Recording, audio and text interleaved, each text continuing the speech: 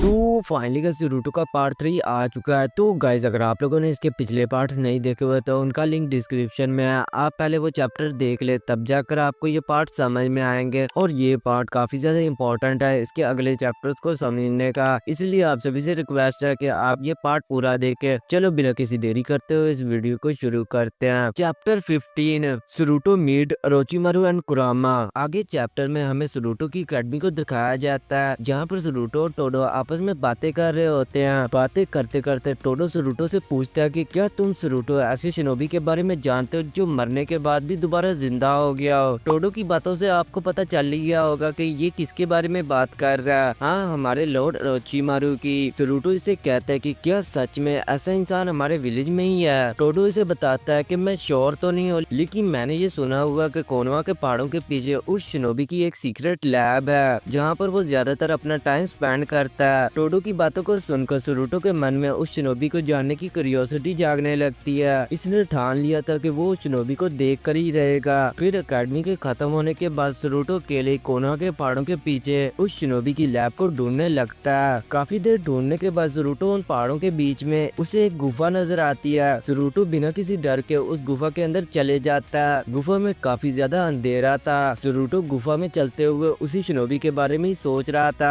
आखिरकार काफी देर गुफा में चलने के बाद नारुतो को शिनोबी की लैब मिल जाती है। नारुतो लैब के अंदर जाता है तो क्या देखता है कि लैब में काफी तरह की मशीन्स पड़ी होती हैं और वहाँ पर एक बड़े से ग्लास ट्यूब में ऑरेंज कलर का कुछ लिक्विड टाइप होता है। नारुतो जब उस ग्लास को करीब से देखने के लिए जाता है तो वो क्या देखता है कि उस ग्लास के अंदर होता है अपना कुरामा। कुरामा नारुतो को देखकर उस पर गुस्सा हो जाता है और वो इस पर अपना अटैक कर देता है, जिस अटैक से कुरामा उस बड़े से ग्लास को ब्रेक कर देता है। ये देखकर नारुतो डर कर नीचे गिर जाता है। उसी वक्त नारुतो की गर्दन के पीछे कोई तलवार रखे खड़ा था और वो नारुतो से कहता है कि क्या तुम मरना चाहते हो हीरो। और ये आदमी कोई और नहीं बल्कि हमारे लॉर्ड ओरोचिमारू होता है। ओरोचिमारू नारुतो को देखते हुए कहता है कि तुमसे मिलकर खुशी हुई हमारे सैमत उकागे के ग्रैंड चाइल्ड। वैसे तुम बहादुर तो हो कि यहाँ अकेले चले आए, क्या तुम मेरे पार्टनर बनोगे। नारुतो खड़े होकर गुस्से से इससे बोलता है कि अपनी बकवास बंद करो और मुझे बताओ कि इस ट्यूब के अंदर कौन है। ओरोचिमारू नारुतो को बताता है कि ये क्रीचर एक टाइम पर तुम्हारे ग्रैंडफादर को पावर देता था, मैं इसे फिर से रिवाइव करने की कोशिश कर रहा हूँ। अगर आप लोगों ने बोरुतो सीरीज देखी हुई है तो आप सभी को पता ही होगा कि जब कुरामा की पावर खत्म हो गई थी तो वो आखिरी बार नारुतो को गुड बाय कहकर उसकी बॉडी को छोड़कर चले जाता है। इधर ओरोचिमारू नारुतो को कुरामा के बारे में बता रहा होता है, वहीं दूसरी तरफ कुरामा नारुतो को देखकर इसके दिल में कुछ अलग ही फील होने लगता है। ये फीलिंग इसने पहले भी कहीं फील की थी, लेकिन अब वो इसके बारे में कुछ याद नहीं करना चाहता था। तभी कुछ धुंधली यादें कुरामा को याद आने लगती हैं, जिन्हें सोच कर कुरामा की आंखों से आंसू निकलने लगते हैं। और वो यादें थी नारुतो के साथ इसके गुजारे हुए वक्त की। फिर हमें बहुत साल पहले का एक फ्लैशबैक दिखाया जाता है, जहाँ पर हागुरुमा आखिरी बार सभी छोटे टेल बेस को गुड बाय कह रहा होता है और इनकी बातों को सुनकर छोटे कुरामा की आंखों से आंसू निकलने लगते हैं। फिर गुड बाय कहने के बाद सभी टेल बेस अर्थ पर आ जाते हैं और अर्थ पर आते ही सभी टेल बेस अपने अपने रास्ते चले जाते हैं और छोटू कुरामा अकेले ही अब अर्थ पर जमीन और छोटे छोटे जानवरों को देख रहा होता है। इन्हें कुछ देर देखने के बाद फिर कुरामा जमीन पर लेटकर सो जाता है। कुरामा को सोए हुए अभी कुछ देर ही हुई थी कि तभी अचानक कुरामा को किसी की रोने की आवाज सुनाई देती है। कुरामा उठकर जब इस आवाज का पीछा करता है तो वो क्या देखता है कि एक व्हाइट कलर की फॉक्स एक पेड़ के नीचे फंसी हुई होती है और वो मदद के लिए चिल्ला रही थी। कुरामा इसके पास जाकर उस पेड़ को अपनी पावर्स की मदद से हटा देता है, जिससे वो व्हाइट फॉक्स चैन की सांस वहाँ पर लेती है। तभी उसी वक्त वहाँ पर उस व्हाइट फॉक्स का मालिक भी आ जाता है और इसका नाम होता है जैक।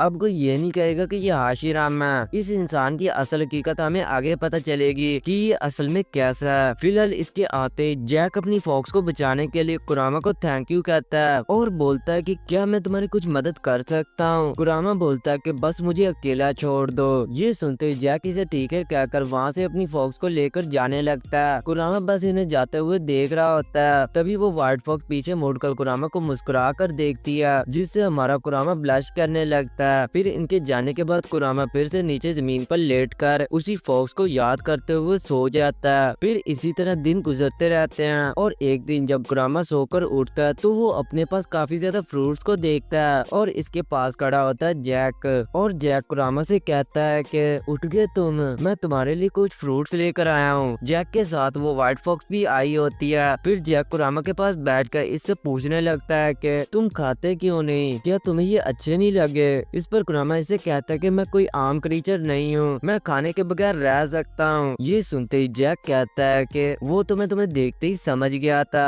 फिर कुरामा इसे कहता है कि वैसे मैं तुमसे एक सवाल पूछना चाहता था, आखिर तुम इस फॉक्स को हमेशा अपने साथ ही क्यों रखते हो। इस पर जैक अपनी नजरें नीचे करके इसे अपनी कहानी बताने लगता है कि इसके विलेज के लोग हमेशा ऐसे फॉक्सेस का शिकार करते हैं, वो इन्हें मारकर इनका दिल ले लेते हैं। इनका मानना था कि ऐसे फॉक्सेस का दिल खाने से इनके अंदर ऐसी पावर्स आ जाएंगी जिनके बारे में कोई इंसान इमेजिन भी नहीं कर सकता। और जो व्हाइट कलर के फॉक्स होते हैं इसमें सबसे ज्यादा ताकत होती है, यानी इनका दिल खाने से सबसे ज्यादा पावर्स मिलेंगी। इसलिए मैं हमेशा इसे अपने साथ रखता हूँ ताकि कोई भी इसका शिकार न कर सके। इसकी बातों को सुनकर कुरामा कुछ देर सोच में पड़ जाता है और फिर वो उठकर उस व्हाइट फॉक्स के सिर पर अपना हाथ रखते हुए जैक से कहता है कि आज के बाद कोई भी इसका शिकार नहीं कर पाएगा, क्योंकि इसे प्रोटेक्ट करने की जिम्मेदारी मैं भी लेता हूँ। ये बोलकर फिर कुछ दिन तो अच्छे गुजरते हैं, लेकिन एक रात सब कुछ बदल गया। रात के अंधेरे में कोई शिकारी एक भागते हुए फॉक्स का शिकार करता है। इस फॉक्स के चीखने की आवाज से कुरामा नींद से जाग जाता है और जब वो इस फॉक्स की आवाज का पीछा करते हुए वहाँ इसके करीब पहुँच जाता है तो वो क्या देखता है कि इस फॉक्स की बॉडी के पास कोई आदमी बैठा हुआ होता है। वो आदमी कोई और नहीं बल्कि जैक होता है। कुरामा जैक को देखकर चौंक जाता है और सोचने लगता है कि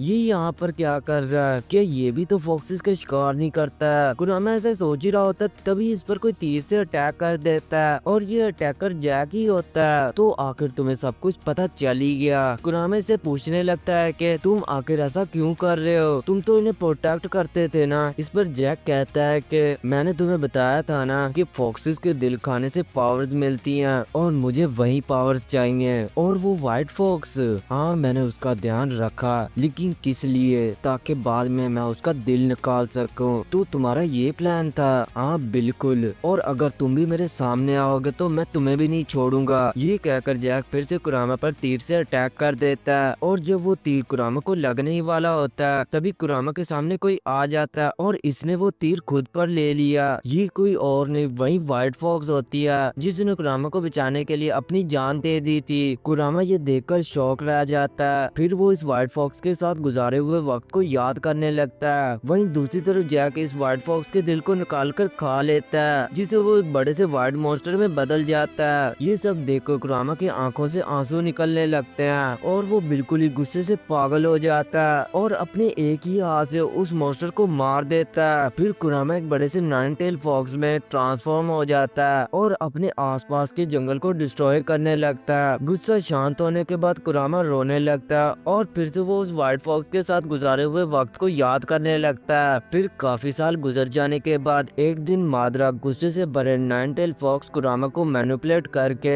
इसे अपने कंट्रोल में कर लेता है और फिर होती है एक बड़ी सी फाइट हिडन ली विलेज और कुरामा के बीच, जिस फाइट में विलेज जीत जाता है। और फिर हाशिरामा के कहने पर नाइन टेल फॉक्स को सील कर लिया जाता है। पहले इसे हाशिरामा की बीवी के अंदर सील किया जाता है, फिर ऐसे चलते चलते फिर इसे कुशीना और आखिर में नारुतो के अंदर सील किया जाता है, जहाँ फिर कुरामा और नारुतो की अच्छी दोस्ती हो जाती है। और इन्हीं बातों को याद करके जहाँ इधर प्रेजेंट टाइम में कुरामा रो रहा होता है और जब आंखें खोलकर वो नारुतो को देखता है तो उसे उसमें छोटा नारुतो नजर आता है, जो सभी से कह रहा होता है कि मैं एक दिन होकागे बनकर ही रहूंगा। वहीं दूसरी तरफ ओरोचिमारू नारुतो से कहता है कि क्या तुम मेरे साथ देखना चाहोगे कि ये कैसे रिवाइव होता है। नारुतो इस पर कहता है कि हाँ मैं बिल्कुल देखना चाहूंगा कि ये कैसा क्रीचर है। ये कहकर फिर ओरोचिमारू कुरामा को रिवाइव करने की कोशिश करने लगता है। नारुतो बस ट्यूब के अंदर सोए हुए कुरामा को देख रहा होता है कि तभी कुरामा अपनी आंखें खोलता है। चैप्टर 16 उतासकी कैच न्योमी, और इसकी आंखें बिल्कुल ही लाल होती हैं। नारुतो इसकी लाल आंखों को देख ही रहा होता है कि तभी कुरामा उस ग्लास ट्यूब को तोड़कर बाहर आ जाता है। ओरोचिमारू कुरामा को रोकने के लिए जाता है, लेकिन कुरामा इस पर अटैक करके इसे दूर भेज देता है। नारुतो ये सब देखकर डर जाता है। तभी कुरामा नारुतो पर भी अटैक करने वाला होता है, लेकिन अचानक पता नहीं कुरामा को क्या होता है कि वो अटैक के बीच में ही रुक जाता है और वो नारुतो से पूछने लगता है कि क्या तुम नारुतो के पोते हो। नारुतो इस पर थोड़ा सा चौंकते हुए बोलता है कि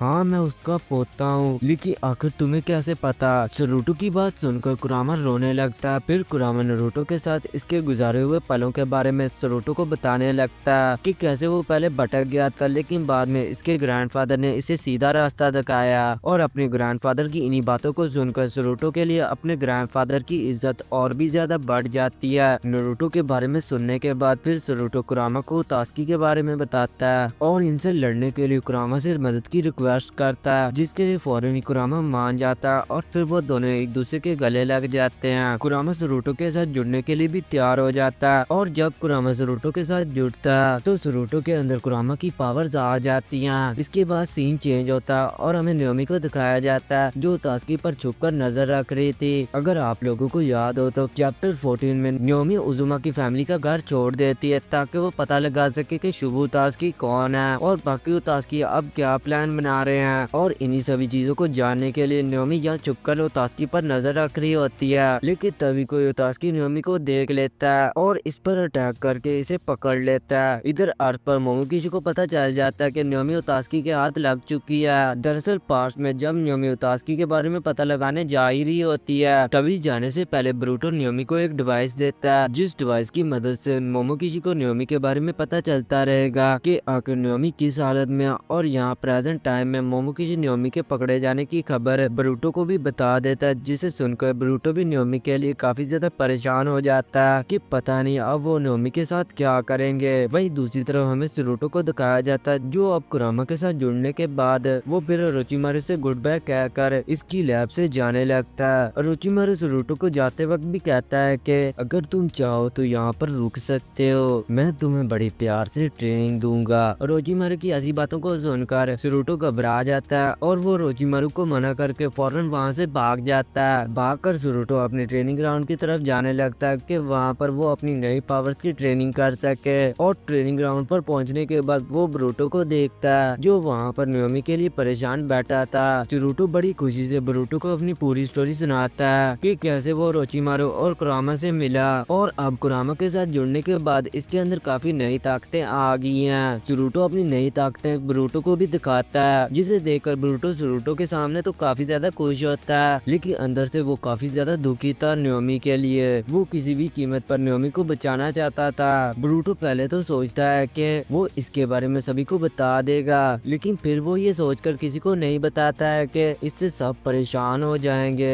इसलिए आखिर में वो अकेले वहाँ तास्की की जगह जाने का डिसाइड करता है। वो फौरन ही वहाँ पर टेलीपोर्ट हो जाता है जहाँ तास्की की लोकेशन थी। ब्रूटो को देखकर वहाँ पर सभी तास्की ब्रूटो पर अटैक कर देते हैं। ब्रूटो काफी बहादुरी से इनका सामना करता है, लेकिन कुछ वक्त के बाद ब्रूटो तास्की से लड़ते लड़ते थकने लगता है। वो इनसे लड़ ही रहा होता है कि तभी ब्रूटो क्या देखता है कि तास्की का नया लीडर नाओमी के गर्दन पर चाकू रख के खड़ा था, जिसे देखकर ब्रूटो डर जाता और वो इसे नाओमी को छोड़ देने के लिए कहता है। तभी कोई तास्की पीछे से ब्रूटो पर अटैक करके इसे वहीं पर ही बेहोश कर देता है। नाओमी ब्रूटो की ऐसी हालत को देखकर रोने लगती है। चैप्टर 17 नारुतो फाइट तास्की। अब 1 महीना गुजर गया था और अब तक विलेज को ब्रूटो के बारे में कुछ भी पता नहीं चला था कि वो कहाँ चला गया है और सभी लोग बस उसे ढूंढ रहे थे, लेकिन उन्हें क्या मालूम था कि वो तास्की के पास है। नारुतो भी अपने बाप के ना मिलने पर दुखी होता है। फिर एक रात जब नारुतो अपने कमरे में ब्रूटो के बारे में सोच ही रहा होता है, तभी नारुतो को अपने कमरे में ब्रूटो की एक सीक्रेट डायरी मिलती है, जिसे खोलकर जब नारुतो इस डायरी को पढ़ने लगता है तो उसे सब कुछ समझ में आ जाता है कि ब्रूटो कहाँ गया है। दरअसल ब्रूटो ने इस डायरी में नाओमी की तास्की के हाथ पकड़े जाने की खबर और तास्की की लोकेशन के बारे में लिखा होता है, जिसे पढ़कर नारुतो समझ जाता है कि ब्रूटो जरूर वहीं तास्की की जगह पर गया होगा। नारुतो बिना किसी देरी के ब्रूटो की मदद करने के लिए जाने लगता। वो घर से बाहर निकलकर अपना बड़ा सा समनिंग ड्रैगन बुलाता और इसे तास्की की जगह जाने को कहता है। फिर दोनों एक साथ तास्की की जगह जाने लगते हैं। नारुतो ने जाने से पहले किसी को भी नहीं बताया था कि वो कहाँ जा रहा है और यही इसकी सबसे बड़ी गलती थी। नारुतो जब अपने ड्रैगन के साथ वहाँ पहुँच जाता है तो उसे वहाँ पर कोई भी तास्की नजर नहीं आता। नारुतो वहाँ अकेले इधर उधर चल रहा था कि तभी नारुतो नाओमी और ब्रूटो को बेहोश पड़ा देखता है। नारुतो इन्हें देखकर रोने लगता और इनकी मदद के लिए जाने लगता कि तभी नारुतो को कोई तास्की पीछे से अटैक करके इसे नीचे गिरा देता। नारुतो की आवाज सुनकर ब्रूटो और नाओमी भी बेहोशी से जाग जाते हैं और वो नारुतो को देखकर इस पर गुस्सा होते हैं कि तुम यहाँ अकेले क्यों चले आए। और फिर वो नारुतो को यहाँ से भाग जाने के लिए कहते हैं, लेकिन अब काफी देर हो चुकी थी। सरूटो वहाँ इनके हाथ लग चुका था। सरूटो इनसे कहता है कि तुम लोगों को सिर्फ मेरी बॉडी चाहिए ना, तो इन दोनों ने तुम्हारा क्या बिगाड़ा है, इन्हें तो जाने दो। ये सुनकर सारे उतास्की वहाँ पर हंसने लगते हैं। उतास्की का लीडर वहाँ पर नहीं होता है, इसलिए सभी बाकी उतास्की डिसाइड करते हैं कि वो अपने लीडर को एक तोहफा देंगे, वो भी सरूटो की आंखों का। वो जब सरूटो की आंखें निकाले जा ही रहे होते हैं कि तभी वहाँ पर अचानक नारुतो और सासुके वहाँ टेलीपोर्ट होकर आ जाते हैं और वो सरूटो को उतास्की से दूर कर देते हैं। सरूटो नारुतो और सासुके को यहाँ देखकर बहुत खुश होता है और वो नारुतो से पूछने लगता है कि आप दोनों को इस जगह के बारे में कैसे पता चला। इस पर नारुतो सरूटो को बताता है कि जब मैं तुम्हारे कमरे में तुम्हें देखने के लिए गया था तो तुम वहाँ पर नहीं थे, और तुम्हें वहाँ पर ना देखकर जब मैं वहाँ से जाने वाला था तभी वहाँ पर मैंने नारुतो की डायरी देखी, जिसे पढ़कर मैं सब कुछ समझ गया और फिर मैंने सासुके को भी सब कुछ बताकर इसे भी अपने साथ यहाँ ले आया। नारुतो की बातों को सुनकर सरूटो इसकी तारीफ करता है और फिर वो तीनों एक साथ उतास्की पर अटैक करते हैं। फाइट के बीच में सरूटो नाइन टेल की पावर यूज करता है जिससे वो ट्रांसफॉर्म हो जाता है। ये चीज देखकर नारुतो शॉक रह जाता है और फिर वो सरूटो से पूछता है कि क्या सरूटो तुम्हारे अंदर नाइन टेल फॉक्स कुरामा की पावर्स हैं। सरूटो इस पर हाँ कहता है। ये सुनकर नारुतो बहुत खुश होता है और नारुतो को इतना खुश देखकर कुरामा सरूटो के अंदर बोलता है कि ए नारुतो, अभी खुशी मनाने की कोई जरूरत नहीं है, अभी तुम सिर्फ लड़ाई पर फोकस रखो। कुरामा की ये आवाज सुनकर नारुतो के खुशी के मारे आंसू निकलने लगते हैं और नारुतो कुरामा से कहता है कि हाँ क्यों नहीं, अभी इन्हें खत्म करते हैं। वो तीनों काफी अच्छी टक्कर दे रहे थे सभी उतास्की को, लेकिन थोड़ी देर लड़ने के बाद वो तीनों थकने लगते हैं। सरूटो अब थक कर अपनी नॉर्मल इंसानी फॉर्म में आ जाता है। वो तीनों जब थक कर नीचे गिर जाते हैं तभी एक उतास्की बोलता है कि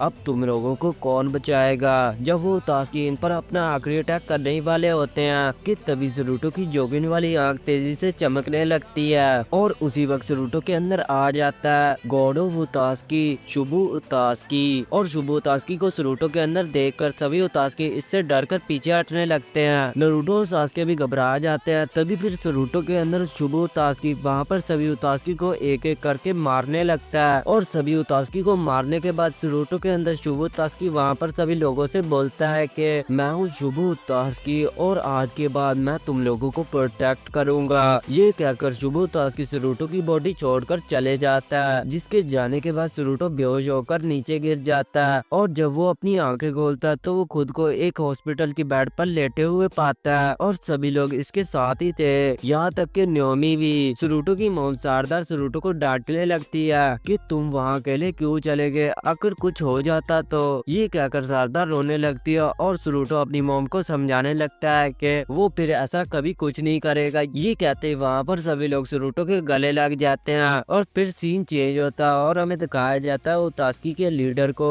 जो वहाँ आ चुका होता है और अपने लोगों को मरा हुआ देखकर इसका खून खोल उठता है और वो चिल्लाते हुए कहता है कि तुम सरूटो नहीं बचोगे।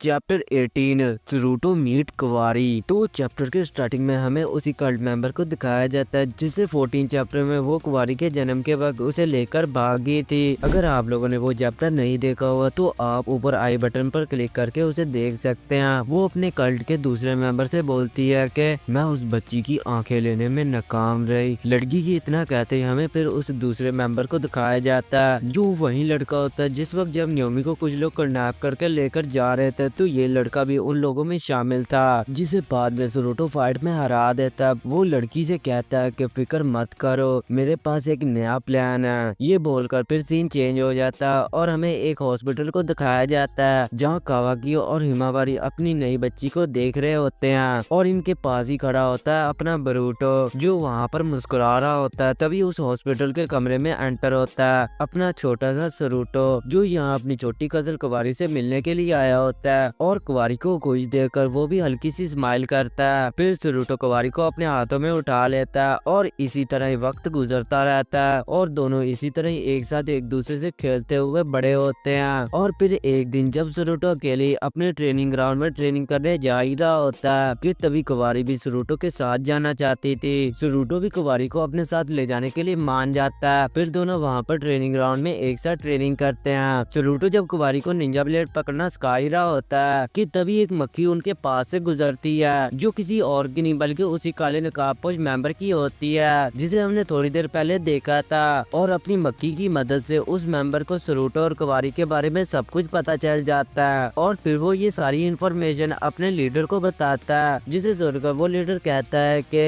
अब अपना बड़ा प्लान शुरू करने का वक्त आ गया है। दूसरी तरफ सरूटो कुवारी को ट्रेनिंग करवा ही रहा होता है कि तभी वहाँ ग्राउंड में नाओमी भी आ जाती है, जो सरूटो से पूछती है कि तुम यहाँ आखिर क्या कर रहे हो। सरूटो इसे कहता है कुछ खास नहीं, बस हर रोज की तरह ट्रेनिंग कर रहा हूँ। सरूटो के साथ खड़ी कुवारी नाओमी को देखकर हेलो कहती है, लेकिन नाओमी जब पहली बार कुवारी की आंखों में देखती है तो इसका चेहरा पल भर में ही चेंज हो जाता है और वो गुस्से में सरूटो से पूछती है कि ये लड़की आखिर कौन है। दरअसल कुवारी की आंखें उसी उतास्की के नए लीडर जैसी थी जिसने नाओमी को पकड़ा था, इसलिए नाओमी को गलतफहमी हो जाती है। उसे लगा कि ये जरूर उतास्की की जासूस है, इसलिए नाओमी गुस्से से कुवारी का कॉलर पकड़कर इससे पूछती है कि ये आंखें तुम्हें कहाँ से मिली। नाओमी की ऐसी हरकत को देखकर सरूटो इससे कहता है कि बहुत हो गया नाओमी, छोड़ दो अब कुवारी को, इसे इस चीज के बारे में कुछ भी मालूम नहीं है। नाओमी कहती है मगर इसकी आंखें तो बिल्कुल उसी लीडर जैसी हैं। ये सभी ऐसे बातें कर ही रहे होते कि तभी उसी वक्त सरूटो को अपनी जोगिन वाली आंख से कुछ खतरनाक फील होता है और फिर सरूटो अपने बैग से कुनाई निकाल कर उसी तरफ फेंक देता है जहाँ से उसे खतरा फील हुआ था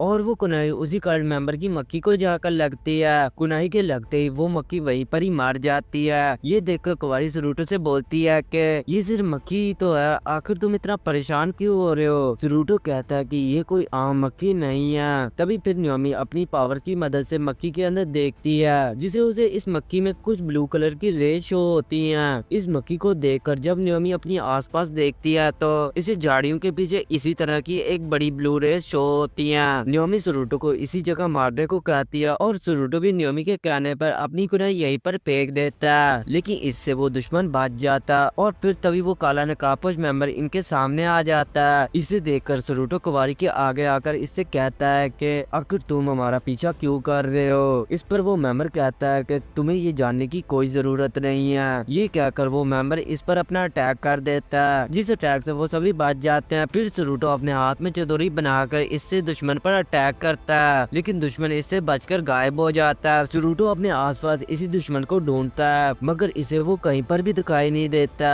तभी फिर वो दुश्मन सरूटो को अपनी पावर से पकड़ लेता है, मगर सरूटो अपनी मंगेक्यू इशारे गन से इस ट्रैप से निकल जाता है। फिर वो नकाबपोश सरूटो के सामने फिर से आ जाता है और इससे कहता है कि तुम्हें इतना ही दाम है बच्चे। सरूटो कहता है कि इस चीज के बारे में तुम्हारा क्या ख्याल है। ये कहकर सरूटो अपने हाथ में एक बड़ा सा रासिंगर बनाने लगता है और दुश्मन पर वो रासिंगर मारने ही वाला होता है कि तभी अचानक ही सरूटो का रासिंगर खत्म हो जाता है और वो दर्द के मारे नीचे गिर जाता है। तभी फिर हमें दिखाया जाता है कि इस दुश्मन की मक्खी ने सरूटो के हाथ पर काट लिया था, जिससे इस मक्खी का जहर सरूटो के अंदर जाने की वजह से सरूटो दर्द के मारे नीचे गिर जाता है। ये देखकर वो दुश्मन मुस्कुराता है और फिर से अपना अटैक सरूटो पर मारने ही वाला होता है। वही दूसरी तरफ हमें झाड़ियों के पीछे नाओमी और कुवारी को दिखाया जाता है, जहाँ नाओमी कुवारी से कहती है कि सरूटो को अब तुम ही बचा सकती हो। कुवारी बोलती है कि मगर आखिर मैं क्या कर सकती हूँ। नाओमी इसे कहती है कि अपनी पावर्स का यूज करो। ये सुनते ही कुवारी अपनी टेंस की पावर अनलॉक कर लेती है और कुवारी के लड़ने का पॉज बिल्कुल अपनी नानी हिनाटा के भाई नेजी जैसा था। फिर कुवारी दुश्मन पर अपने हाथ से अटैक करती है, मगर दुश्मन इसके सभी अटैक्स को डॉज कर रहा था। कि अब कुवारी को लगता है कि इतने से कुछ नहीं होगा, तभी कुवारी ये करने की कोशिश करती है। वो अपने कोगन को एक्टिवेट कर देती है, जिससे वो दुश्मन पर अपना एक बड़ा सा ब्लैक क्यूब फेंकती है। दुश्मन इसके अटैक से तो बच जाता है, मगर वो काफी ज्यादा जख्मी हो गया था, लेकिन दुश्मन अपने पावर्स की मदद से खुद को हील कर लेता है। नाओमी कुवारी को फिर से अपने बड़े क्यूब दुश्मन पर मारने को कहती है और कुवारी भी बिल्कुल ऐसा ही करती है। वो फिर से अपने कोगन की पावर को यूज करके 3 बड़े ब्लैक क्यूब बुलाकर दुश्मन पर मारती है। इन क्यूब के पास सरूटो भी बेहोश पड़ा था और ये क्यूब आकर सरूटो को लगते हैं। उसी वक्त नाओमी आकर के सरूटो को लेकर वहाँ से कई सेफ जगह पर चली जाती है। कुवारी जब अपने कोगन को बंद करती है तो वो क्यूब भी गायब हो जाते हैं और इतनी पावर्स का यूज कर लेने से कुवारी जब थक कर नीचे गिरने वाली होती है तभी नाओमी इसे पकड़ लेती है। नाओमी फिर क्यूब गिरने वाली जगह पर जाती है जहाँ उस दुश्मन पर क्यूब गिरे थे, मगर वहाँ से वो दुश्मन गायब हो चुका था और नाओमी को वहाँ पर सिर्फ उस दुश्मन का एक फटा कपड़ा मिलता है। नाओमी इस फटे हुए कपड़े को पकड़कर कहती है कि शायद वो भाग गया होगा। ये कहकर नाओमी सरूटो और कुवारी को लेकर वहाँ से चली जाती है। वही दूसरी तरफ हमें फिर उस उस कल्ट मेंबर के लीडर को दिखाया जाता है, जिसके पास वही काला नकाबपोश भागकर आ चुका था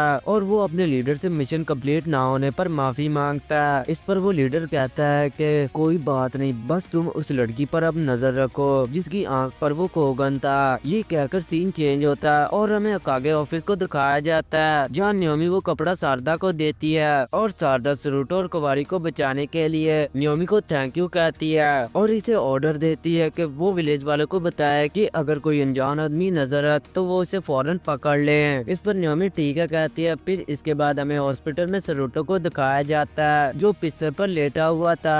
तभी फिर वो अपनी शारीगन वाली आंख खोलता है और आंख खोलते इसकी ये आंख नॉर्मल इंसानी आंख में बदल जाती है। चैप्टर 19 सरूटो मीट न्यू सेंसे। आगे अब हमें एक बूढ़े आदमी को दिखाया जाता है जो विलेज में बिल्कुल नया लग रहा था और जब वो रास्ते पर चल ही रहा होता है कि तभी इसकी नजर उकागे के स्टैचूज पर जाती है और स्टैचूज को देखकर इसके दिल में यहाँ के उकागे से मिलने की क्यूरियोसिटी जागने लगती है। वही फिर सीन चेंज होता है और हमें सरूटो को दिखाया जाता है जो कुछ दिन हॉस्पिटल में रहने के बाद अब बाहर आ चुका था और जब वो विलेज के रास्ते पर चल ही रहा था तो चलते चलते सरूटो उसे काले नकाबपोश मेंबर के बारे में सोचने लगता है जिसने इन पर हमला किया था। सरूटो इसके बारे में सोच ही रहा था कि तभी इसकी नजर एक दुकान पर जाती है जहाँ पर एक आदमी दुकान वाली आंटी को अपना पर्स दिखाते हुए कहता है कि देख लो अभी मेरे पास कुछ भी नहीं है। इस पर वो दुकान वाली आंटी इस पर चिल्लाते हुए कहती है कि जो तुमने खाया है इसके अभी पैसे दो। और ये बंदा वही होता है जिसे हमने थोड़ी देर पहले देखा था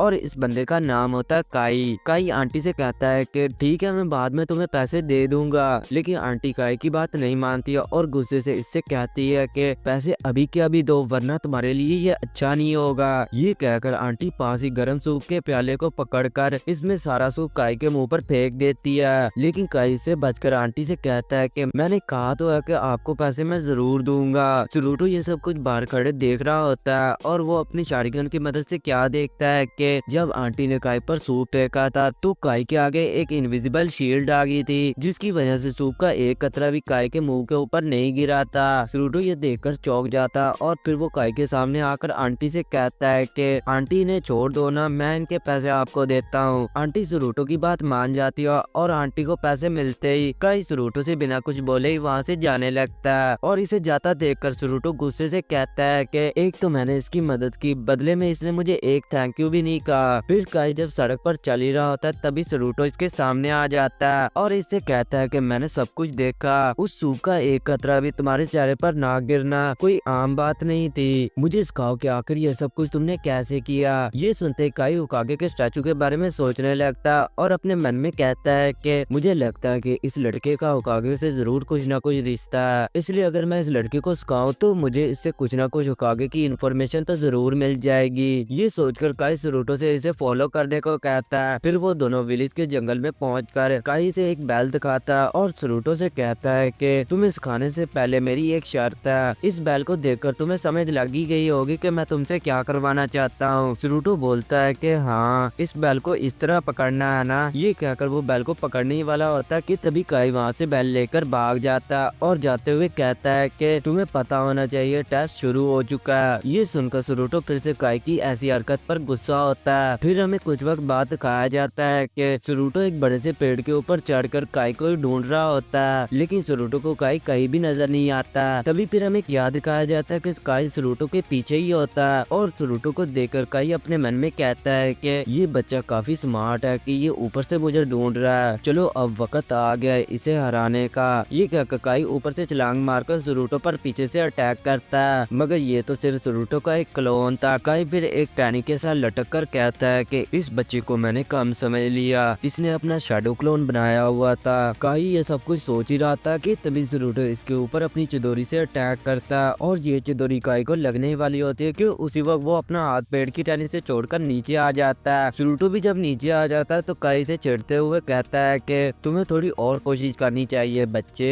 और सरूटो ये सुनकर मुस्कुरा कर कहता है कि आपको भी थोड़ी और बचने की कोशिश करनी चाहिए सेंसे। ये कहकर सरूटो धुआं बनकर उड़ जाता और हमें पता चलता है कि ये सरूटो का एक क्लोन था। फिर सरूटो पीछे से काई को पकड़ लेता और आगे से सरूटो का शैडो क्लोन काई से बैल पकड़ने आ ही रहा होता कि तभी अचानक ही काई गायब हो जाता है, जिससे सरूटो और सरूटो का शैडो क्लोन आपस में टकरा जाते हैं। सरूटो का क्लोन फिर फिर चले जाता है और सरूटो के पास ही बैठा काई सरूटो से मुस्कुराते हुए कहता है कि मैं तुम्हें एक और मौका देता हूँ, मुझ पर अपना स्ट्रॉन्गेस्ट अटैक करो। ये सुनते सरूटो गुस्से में अपनी खतरनाक चिदोरी तैयार करने लगता है और जब सरूटो चिदोरी तैयार करके इसे काई के ऊपर मारने ही वाला होता है, तभी काई अपनी लेफ्ट आई में लगा आइस बैंड ऊपर करता है और बैंड ऊपर करते ही इसकी ये वाली आंख बिल्कुल नीले मोती की तरह चमक रही थी और जब वो इसका यूज करता है तो इसके सामने एक शील्ड सी आ जाती है जिससे वो सरूटो की चिदोरी को इसके पास आने से रोक लेती है। काई फिर मुस्कुराते हुए कहता है कि मुझे लगता है कि तुम्हारी पावर काफी नहीं है मुझ पर अटैक करने के लिए। ये देखकर सरूटो कहता है कि जैसे मैंने सोचा था, तुम्हारी आंख में ही इस चीज का राज है जिससे तुम एक एनर्जी की शील्ड बना लेते हो। ये कहकर फिर सरूटो अपनी चिदोरी को बंद करके पीछे हटते हुए कहता है कि सेंसे इस बार मैं अपना सबसे बड़ा अटैक आप पर करूंगा। लेकिन अटैक करते करते और बैल झेलने की नाकाम कोशिश में सुबह से शाम हो जाती है और सरूटो अब थक कर एक पेड़ के नीचे बैठकर सो जाता है और कई सोए हुए सरूटो को देखकर अपने मन में कहता है कि इस बच्चे ने काफी अच्छी कोशिश की, क्या इस तरह के बच्चे विलेज में और भी हैं। ये सोचकर फिर काई भी सोने के लिए चले जाता और जब सुबह होती है तो हमें काई को सोए हुए दिखाया जाता है और सोए हुए काई के पास सरूटो आकर इसे नया जुजुत्सु सिखाने को कहता है। काई इसकी आवाज से उठते हुए कहता है कि मैं अभी भूखा हूँ, मेरे लिए जंगल से पहले कुछ खाने के लिए लेकर आओ। ये कहकर काई फिर से सो जाता और सरूटो जंगल में इसके लिए खाना लेने के लिए चला जाता है और जंगल में सरूटो चलते हुए यही सोच रहा था कि आखिर सेंसे मुझे जुजुत्सु कब सिखाएंगे। सरूटो ये सब सोच ही रहा था कि तभी सरूटो चलते चलते एक खाई के अंदर गिर जाता है। सरूटो की चीखने की आवाज से काई नींद से जाग जाता है और वो जल्दी से खाई के अंदर जाकर सरूटो को पकड़कर बाहर निकाल लेता है। सरूटो जब अपनी आंखें खोलता है तो वो खुद को आसमान में पाता है। दरअसल काई ने अपने परों की मदद से उड़कर सरूटो को बचा लिया था।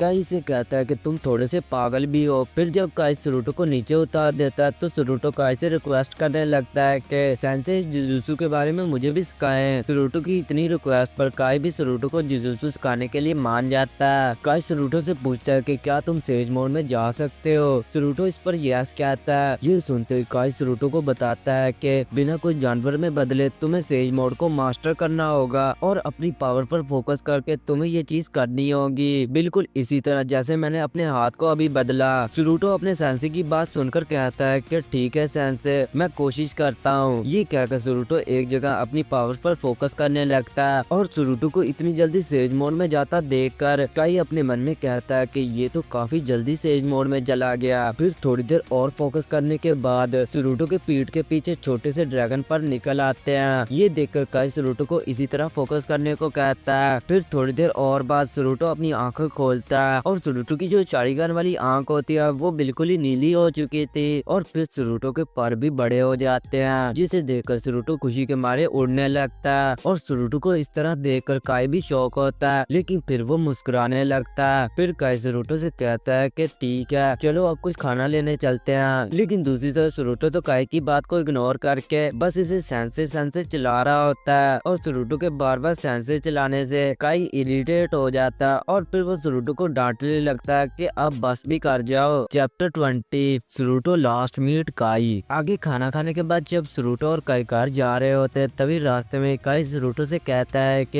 ए सरूटो, मैंने सुना है कि तुम्हारी मॉम होकागे है। हाँ तो वो मैंने कुछ इम्पोर्टेंट बात उनसे डिस्कस करनी थी, इसलिए मैं उनसे मिलना चाहता हूँ। सरूटो इस पर ठीक है कहकर काई को होकागे के ऑफिस में ले जाता है और होकागे की ऑफिस में जब सरूटो अपनी मॉम को ये बताता है कि मॉम मेरा न्यू सन से आपसे कुछ बात करना चाहता है, तो शारदा काई को अंदर आने को कहती है और शारदा के कहने पर जब काई अंदर आता है तो वो शारदा को रिस्पेक्ट देने के लिए अपना सर नीचे झुकाता है और कहता है कि आपसे मिलना मेरे लिए काफी ऑनर की बात है मैम। शारदा ये देखकर कहती है कि बस मुझे वो बात बताओ जिसके लिए तुम यहाँ पर आए हो। काई बोलता है कि मैं पहले आपको कुछ दिखाना चाहता हूँ। ये बोलकर काई शारदा को फिर एक फोटो दिखाता है। इस फोटो में 3 बच्चों की पिक्चर होती है और इस पिक्चर को देखकर सरूटो फौरन ही एक बच्चे को पहचान लेता है कि ये वही काला नकाबपोश मेंबर है जिसने सरूटो पर हमला किया था। इस फोटो को देखकर शारदा काई से पूछती है कि आखिर इस फोटो का क्या मतलब है। काई अपनी स्टोरी शारदा को सुनाने लगता है कि काफी वक्त पहले हमारे विलेज पर एक दुश्मनों के ग्रुप ने हमला कर दिया था। उस वक्त हमारे पास सिर्फ 2 ही चॉइस थी, या तो लड़ाई करते या तो मारे जाते। हम तीनों दोस्तों ने मिलकर सभी दुश्मनों को काफी अच्छी टक्कर दी, मगर दुश्मनों के अटैक में हमारा एक दोस्त मारा गया। अपने दोस्त को अपनी आंखों के सामने मरता देखकर मेरा दूसरा दोस्त ये बर्दाश्त नहीं कर पाता और वो वहाँ से जाने लगता है और जाते वक्त कहता है कि ये विलेज अब डिस्ट्रॉय हो चुका है, इसलिए अब मेरा यहाँ से जाने का वक्त आ गया है। मैंने इसे रोकने की बहुत कोशिश की और कहा कि हम इस विलेज को फिर से बनाएंगे, लेकिन मेरा वो दोस्त मेरी एक आंख पर कुनाई मारकर वहाँ से जाते वक्त कहता है कि वॉर और डिस्ट्रक्शन में हमेशा चीजें डिस्ट्रॉय होती हैं, मगर मैं एक दिन इस वर्ल्ड में पीस जरूर लेकर आऊंगा। ये कहकर वो काला नकाबपोश वहाँ से चला जाता है। काई की ये स्टोरी सुनकर शारदा इससे पूछती है कि अब बताओ कि तुम क्या चाहते हो। काई कहता है कि मैं अकेले उन्हें नहीं संभाल सकता, इसलिए मुझे कुछ कोनवा के लोग चाहिए जो मेरी मदद कर सके। शारदा ये सुनकर कहती है कि मैं इतनी जल्दी कोई भी डिसीजन नहीं ले सकती हूँ, इसलिए मुझे कुछ वक्त सोचने का चाहिए। काई ये सुनकर वहाँ से जाने लगता है और कहता है कि ठीक है, मैं आपके डिसीजन का इंतजार करूंगा। सुरुटो अपने सेंसे को जाता देखकर काई को पीछे से आवाज लगाता है। वहीं काई बाहर खड़े होकर सोचता है कि लगता है इस प्रॉब्लम को मुझे खुद ही सॉल्व करना होगा। ये सब सोचते वक्त सुरुटो भी काई के पास आ जाता है और काई से पूछता है कि सेंसे ये बातें आपने मुझे पहले क्यों नहीं बताई थी। काई सुरुटो को बताता है कि इस प्रॉब्लम के बारे में तुम नहीं समझ सकते हो, इसलिए मुझे खुद ही इस मसले को सॉल्व करना होगा। ये कहकर काई वहाँ से उड़कर जाने लगता है और सुरुटो बस काई को पीछे सेंसे सेंसे चिल्ला रहा होता है। काई फिर उड़कर वहीं दुश्मनों के अड्डे पहुंच जाता है जहाँ पर इसका वहीं काला नकाबपोश दोस्त इसका इंतजार कर रहा होता है और वो नकाबपोश काई को देखकर इससे बोलता है कि यहाँ आकर तुम्हारी मुश्किलें बढ़ने वाली हैं, लेकिन मुझे खुशी होगी जब मैं तुम्हें मार दूंगा। काई ये सुनकर मुस्कुराते हुए कहता है कि ठीक है, मुझे भी तुम्हें दोबारा देखकर खुशी हुई, चलो अब फाइट शुरू करते हैं। जी कहकर काई अपनी लेफ्ट आई में लगा बैंड उतार देता है और फिर वहीं से ही सीन चेंज होता है और हमें सुरुटो को दिखाया जाता है जो अपने सेंसे के बारे में ही सोच रहा था कि मुझे उम्मीद है कि सेंसे ठीक ही होंगे। ये सोचते वक्त सुरुटो के पास से एक ब्यूटीफुल बटरफ्लाई गुजरती है जिसे अपनी उंगली में पकड़कर सुरुटो इसे देखते हुए कहता है कि इसकी पर तो सेंसे की आंखों जैसे हैं। ये बोलकर फिर वो बटरफ्लाई सुरुटो की फिंगर से उड़कर चली जाती है। वहीं दूसरी तरफ वो काला नकाबपोश मेंबर काई को मार देता है और यहीं पर ये पार्ट खत्म हो जाता है। तो गाइस अगर आपको ये पार्ट अच्छा लगा तो इसे लाइक करें और अगर आपको इसके अगले चैप्टर चाहिए तो कमेंट करें, मैं जल्दी वो लेकर आऊंगा। Good bye.